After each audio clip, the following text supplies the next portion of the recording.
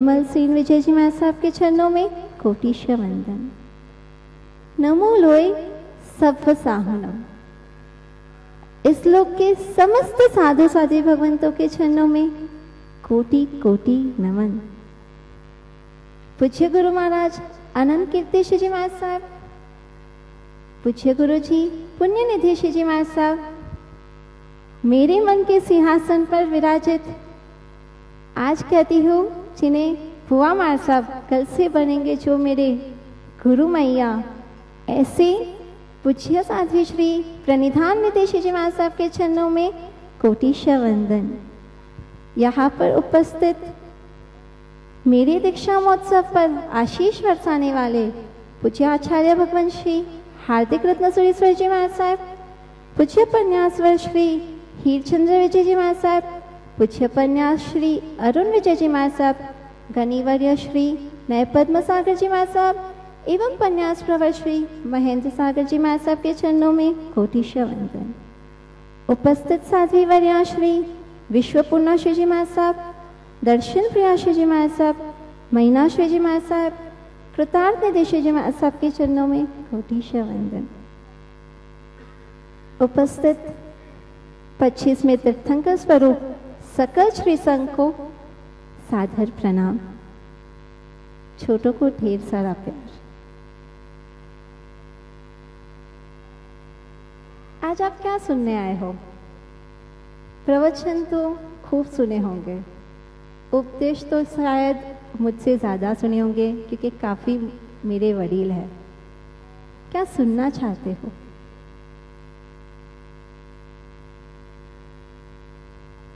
क्योंकि हर कोई इसीलिए बैठा है कि वो कुछ सुनना चाहता है, पर सुनना क्या चाहते हो? कुछ तो होगा, कोई एक्सपेक्टेशंस। अगर सीरियसली कोई कुछ सुनने ही नहीं आया तो मैं मौन रह जाती हूँ। क्या सुनने आए हो? संयम मार्ग के बारे में। यहाँ पे आते वक्त कुछ ऐसा हुआ, 8 दिनों के महोत्सव में और मुहूर्त निकलने के बाद इन 6 महीनों में मुझे लगभग सबने सज धज देखा होगा, टीका होगा, नथ होगी। ऐसे देखने के बाद आज जब प्रवेश किया तब किसी को लगा कुछ कमी है, कुछ मिस कर रहा है, क्योंकि अभी वो रूटीन आदत हो गई थी कि मस्तक पर टीका होना चाहिए, नथ होनी चाहिए। किसी को कमी शायद नोटिस नहीं हुई, किसी को नोटिस हो गई थी। कुछ 4, 5, 6 महीनों की वो रूटीन के कारण आपको मुझे उस रूप में देखने की आदत हो गई थी, तो आपको अधूरापन खटकने लगा, राइट? मुझे मेरे आत्मा का अधूरापन खटकने लगा था। मेरी आत्मा का यह स्वरूप शाश्वत नहीं है। अनादिकाल से इसमें केवल ज्ञान हो कि केवल दर्शन हो, अनंत वीर्य हो कि अव्यापात सुख हो, यह समस्त गुण भरे हुए हैं। पर जब यह कोई कारणवश मिस कर रहा था तो यह मुझे खटकने लगा था। आपको मेरे चेहरे का अधूरापन खटक रहा था और मुझे आपकी आत्मा में रहे हुआ अधूरापन खटक रहा है।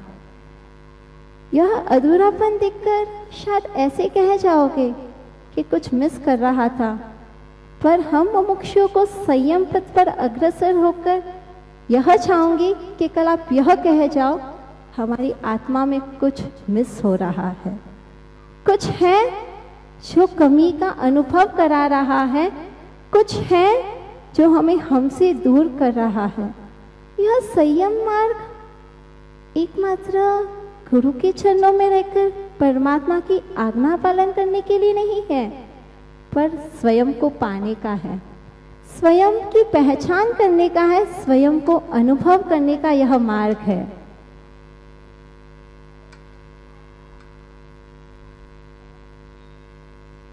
क्या करूं आपसे कथन, क्या करूं आपसे वर्णन। कुछ वर्षों पहले हुआ ऐसे, ये मेरे जीवन में हुआ नवा आगमन।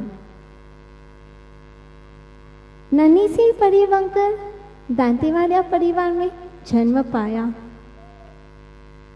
जब थी बाल तब शायद लोरी में नवकार सुनाया।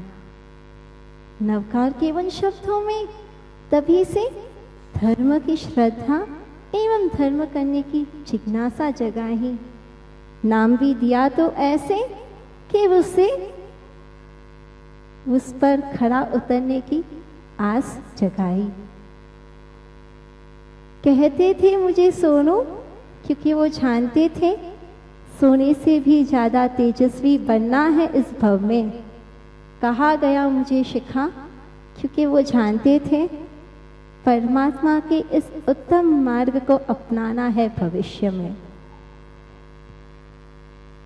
मेरे भगवान साहब ने जब मेरा नाम शिखा रखा होगा तब कहीं ना कहीं उन्हें यह इच्छा हुई होगी कि ज्योत के जैसे दीपक की जो ज्योत होती है उसे भी शिखा कहा जाता है, और शिखर का जो पर्वत का जो शिखर होता है उसे भी शिखा कहा जाता है। उन्हें कहीं ना कहीं इच्छा हुई होगी कि जैसे ज्योत प्रकाशित होकर सर्व को अपना प्रकाश फैलाता है, वैसे मैं अपने जीवन का अमूल्य समय प्रकाश फैलाऊं। प्रकाश किसका और प्रकाश किसको, यह मैं आपसे पूछना चाहती हूँ। रंग बिरंगे इस मंडप में जहाँ पे इतनी फोकस लाइट है, यहाँ पर अगर आप दीपक लेकर खड़े रहो तो वह दीपक का प्रकाश आपको कितना अट्रैक्ट करेगा। शायद आपका ध्यान भी नहीं जाएगा उस प्रकाश पर। और यही अगर मंडप की बत्तियां आप बुझा दो तो वह एक दीपक आपको कितना मन को भाएगा। वह एक दीपक ऐसा होगा जो आपकी आंखों को उस दीपक की ज्योत पर स्थिर कर जाएगा। कुछ ऐसा ही है जीवन में ज्योत जगाने का इरादा। रंग बिरंगी आपकी इस दुनिया में जिसे आप सुख मानते हो, वहाँ आत्मा के दीपक को प्रकाशित रख के उसके प्रकाश को फैलाना पॉसिबल नहीं है। मुझे कहते थे दीक्षा क्यों, श्राविका बन के आराधना करो। जैसे आपके इस रंग बिरंगे मंडप में दीपक की ज्योत का कोई अस्तित्व नहीं, वैसे निमित्तों से भरे हुए इस संसार में आराधना करके भी भव सागर पार करने का कोई महत्व नहीं है। जैसे आपके इस रंग बिरंगी दुनिया में साधना और आराधना से परमात्मा तक पहुंचने का मार्ग कठिन है, उससे कहीं ज्यादा सरल तो इन निमित्तों से दूर रहकर परमात्मा के मिलन का मार्ग है। आज यह बारिश की अस्त व्यस्तता के कारण शायद विचार आया होगा, अरे फिर मौसम बरसात आ गया, ये क्या हुआ, इतनी आपको चिंता हुई होगी। विचार करो, मेरे कर्मों पर मुझे कोई भरोसा नहीं है।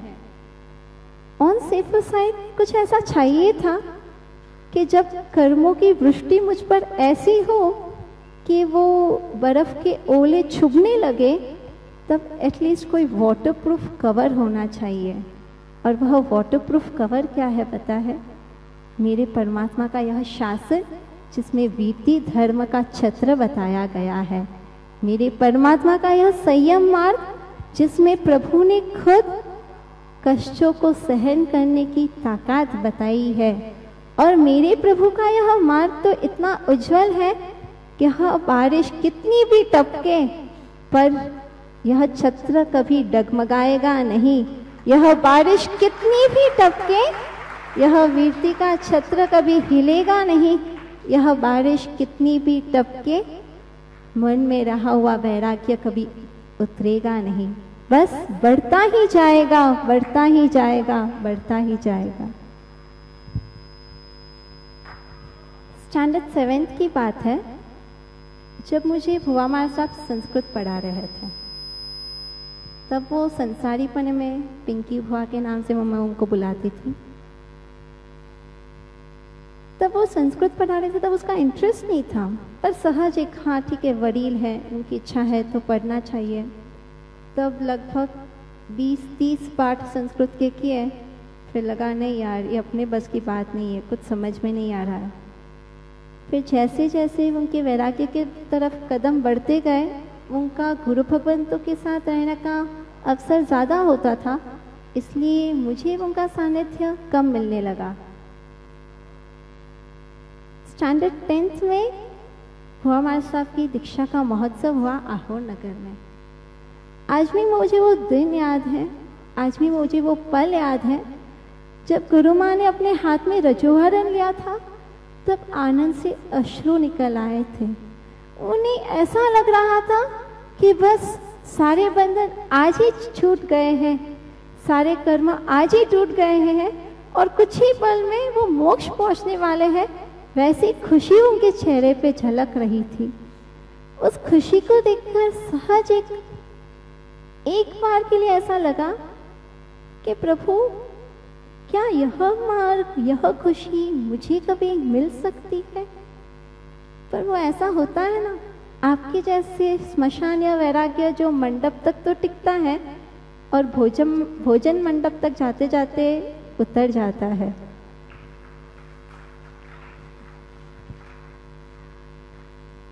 मैंने मेरे कॉलेज झींग कॉलेज पीयूसी कंप्लीट करने के बाद क्राइस्ट यूनिवर्सिटी से बीबीएम कंप्लीट की। बीबीएम के दौरान कोई ऐसे सब्जेक्ट्स आए जिसने चिंतन के विषय दिए थे।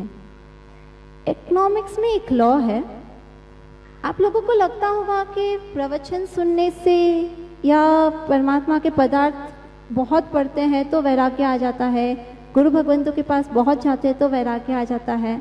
तो ये आपका मिसकंसेप्शन होगा, क्योंकि मैंने जब डिसाइड किया था मुझे दीक्षा लेनी है, तब तक मुझे कभी भुआ महाराज साहब के पास रहने नहीं भेजा था। तब तक ना ही मैं कभी उनके पास ऐसे रुकी हुई होंगी कि पढ़ाई की थी। इकोनॉमिक्स के वो लॉ की बात कर रही थी, लॉ ऑफ डिमिनिशिंग यूटिलिटी। इस लॉ के अनुसार ऐसा स्टेट किया गया है कि as utility of a product increases, satisfaction received from that product decreases। यानी आप कोई भी पदार्थ को उपयोग में लाना बढ़ाते हो तो उस पदार्थ से मिलती हुई खुशी और संतुष्टता घटती जाती है। यानी आप 1, 2, 3, 4, 10, 12 रसगुल्ला एक साथ खा लो, 50वें रसगुल्ले में क्या हालत होगी? जो सुख पहले रसगुल्ले में मिला था वो दूसरे में नहीं, जो दूसरे में मिला था वो तीसरे में नहीं, और 10वें तक तो ऐसी हालत होती है जो आपको सुख दे रहा था वही आपके घुटन का कारण बन जाती है। ऐसे लगता है नहीं बस यहाँ से अभी बाहर निकल जाएगा, ऐसा कुछ हालत होता है। मुझे सहज लगा कि इस चीज को वाइज वर्सा कर लो। जैसे कि अगर 2 ग्लास है, एक में आधा पानी है और एक में थोड़ा कम, तो मुझे अगर पानी बढ़ाना हो या घटाना हो तो क्या होगा? या तो इस ग्लास का पानी इसमें लूंगी तो ये 3/4 ग्लास हो जाएगा और एक खाली हो जाएगा, या इसका पानी इसमें लूंगी तो ये 3/4 हो जाएगा और एक खाली हो जाएगा। वैसे ही जैसे कंजम्पशन इंक्रीज होता है, सेटिस्फैक्शन डिक्रीज होता है। इसे रिवर्स कर दो, कंजम्पशन ऑफ मटेरियल्स को, आपके भौतिक जो भी पदार्थ है उनको कंज्यूम करना कम कर लो, तो आपका सुख, आपकी जो सुख के प्रति अनुभूति है और आपका जो संतोष लेवल है वो ऑटोमेटिकली इंक्रीज हो जाएगा। और यह बात तो आदिनाथ प्रभु से लेके वीर प्रभु ने प्रथम देशना में हर किसी को कहा था कि आपके जीवन में जरूरत के 2 वस्त्र रखो, दूसरे घटा दो, आप सुखी रहोगे। आपके जीवन में जरूरत के कुछ पात्रे रखो, दूसरे घटा दो, सुखी रहोगे। आपके जीवन में जरूरत के कुछ रिश्ते यानी गुरु का रिश्ता रखो, दूसरे घटा दो, सुखी रहोगे। तो खुद इकोनॉमिक्स यह कहता है कि अगर सुखी रहना है तो कंजम्पशन ऑफ मटेरियल प्रोडक्ट को रिड्यूस करो, तो आप सुखी रहोगे। मैनेजमेंट कॉन्सेप्ट्स में एक थ्योरी आती है, अब्राहम मैस्लो की नीड ऑफ हायरार्की की थ्योरी है। उसमें एक ऐसा पिरामिड का स्ट्रक्चर था। मुझे वो आंसर अटेम्प्ट करना बहुत पसंद था, क्योंकि ऐसे लगता था कि उसमें बहुत कुछ भर सकते हैं खुद की इच्छा से। ऐसे एक पिरामिड है, नीचे की लेवल से, बॉटम से चालू करें तो सबसे पहले आता है रिक्वायरमेंट ऑफ क्या बोलते हैं, घर, होम, शेल्टर, नीडी रिक्वायर्स यानी बेसिक रिक्वायरमेंट्स जो होती है, यानी कपड़ा, मकान, खाना, ये जो आपके बेसिक रिक्वायरमेंट्स हैं वो सबसे पहली ज़रूरत होती है। आप किसी भूखे को अगर एसी में बिठाकर मूवी दिखाओगे तो सुखी रहेगा, कि आप फुटपाथ में 2 इडली खिलाओगे तो सुखी रहेगा? क्यों? एसी में ज़्यादा सुखी नहीं रहेगा। ठंडी हवा खाने को मिल रही है, सोफे पे बैठने को मिल रहा है, इतना सुपर्ब एंटरटेनमेंट चल रहा है, क्योंकि उस वक्त उसकी ज़रूरत भूख पूरी करने की है। यह अब्राहम मैस्लो की फर्स्ट थी कि need of necessities, that is कपड़ा, मकान और खाना। सेकेंड उसकी रिक्वायरमेंट थी सेफ्टी नीड्स। जब एक इंसान कपड़े, मकान से संतुष्ट हो जाता है तो उसकी नेक्स्ट रिक्वायरमेंट क्या होती है? उसे सेफ्टी और सिक्योरिटी चाहिए। मेरी जॉब कहीं चली तो नहीं जाएगी, मेरा बिजनेस कहीं डूब तो नहीं जाएगा। अगर कोई व्यक्ति, उसके पास कपड़ा, मकान सब है और दूसरे हाथ उसे कहीं फंक्शन अटेंड करना है, दुकान बंद रखनी पड़ेगी, और क्या बोलते हैं, मीडियम क्लास का इंसान है, ऐसे करने से उसे बहुत नुकसान होगा, तो वो प्रायोरिटी किसे देगा? फंक्शन अटेंड करने को या दुकान खोलने में? दुकान खोलने में, बिकॉज वो उसकी बेसिक नेसेसिटी बन जाती है। He needs to be secured enough कि मैं फ्यूचर में सिक्योर हूँ, मेरे पास इतनी संपत्ति है कि मैं अपना अंतिम समय तक का जीवन सुखपूर्वक जी सकता हूँ। यह उसकी सेफ्टी रिक्वायरमेंट की नीड है। थर्ड लेवल पे आता है नीड ऑफ सोशल सराउंडिंग्स। जब इंसान पैसा कमा लेता ना एक बार, तब उसे लगता है अभी व्यवहार संभालना है। सिर्फ पैसों से वो क्या करेगा? फिर उसे व्यवहार में अटेंशन चाहिए, उसे व्यवहार में वो आना जाना शुरू करेगा, उसकी वो एक सोशल रिक्वायरमेंट हो जाती है। आपने कभी भी एकदम मीडियम या डाउन क्लास की फैमिलीज को किटी पार्टीज में जाते हुए नहीं देखा होगा, क्योंकि उसकी प्रथम 2 रिक्वायरमेंट्स भी बहुत मुश्किल से पूरी होती है। जो थर्ड लेवल की रिक्वायरमेंट होती है वो ऐसे kitty party, social gatherings attend करते हैं, बिकॉज वो अपनी थर्ड रिक्वायरमेंट फुलफिल करना चाहते हैं, वो है सोशल कनेक्शन को। और उस पिरामिड के टॉप मोस्ट पार्ट पे एक वर्ड लिखा हुआ था, सेल्फ एक्चुअलाइजेशन नीड्स। इसका डेफिनेशन खुद अब्राहम मैस्लो नहीं दे पाया था। उसने वो नीड लिख के ऐसे बोल दिया है कि द डे यू फील कि इन सब नीड से ज़्यादा आप खुद से भी खुश रह सकते हो, दैट मीन्स आप एट द टॉप मोस्ट हो। पर इसका डेफिनेशन वीर प्रभु ने शासन स्थापना की तब दी थी। सेल्फ एक्चुअलाइजेशन नीड यानी क्या है? सेल्फ यानी स्वयं, एक्चुअलाइजेशन यानी स्वयं का अपनापन। खुद के अपनेपन की जो पहचान है वो एट द मोस्ट है, और वह भी मनुष्य की ज़रूरत में उसने डाला गया है कि मनुष्य की ज़रूरत यह भी होती है कि वह अनुभव करे कि उसका खुद का अपना क्या है। आप शायद दूसरे तीसरे नीड तक अटक गए और मैं चौथे नीड तक पहुंचने का पुरुषार्थ कर रही हूँ।